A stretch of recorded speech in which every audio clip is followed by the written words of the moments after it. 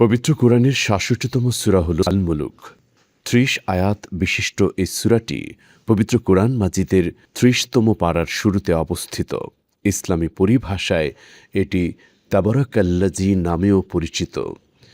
পবিত্র হাদিস শরীফে বর্ণিত আছে, এই সূরা তার পাঠকারীর জন্য সুপারিশ করবে যতক্ষণ না তাকে ক্ষমা করা হয়।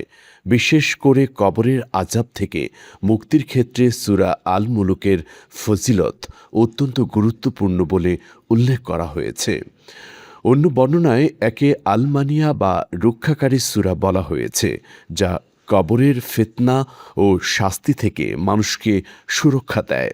রাসূলুল্লাহ সাল্লাল্লাহু আলাইহি ওয়াসাল্লাম প্রতি রাতে ঘুমানোর আগে সূরা আল মুলুক এবং সূরা সাজদাহ তেলাওয়াত করতেন বলে হাদিসে বর্ণিত আছে। এটি মুসলমানদের জন্য একটি গুরুত্বপূর্ণ আমল হিসেবে বিবেচিত। নিয়মিত সূরা আল মুলুক তেলাওয়াত মানুষের ঈমানকে দৃঢ় করে, আল্লাহর প্রতি ভরসা বৃদ্ধি করে এবং গুনাহ মাফের মাধ্যম হিসেবেও গণ্য করা হয়। ইসলামী শিক্ষায় বলা হয়, পরকালীন জীবনের প্রথম ধাপ হল কবর, আর সেই কবরের ভয়াবহতা থেকে সুরক্ষার জন্য সূরা আল মুলুক একটি গুরুত্বপূর্ণ ঢাল। তাই প্রতিদিন রাতে ঘুমানোর আগে সূরা আল মুলুক তেলাওয়াতের অভ্যেস গড়ে তোলা প্রতিটি মুসলমানদের জন্য অত্যন্ত গুরুত্বপূর্ণ।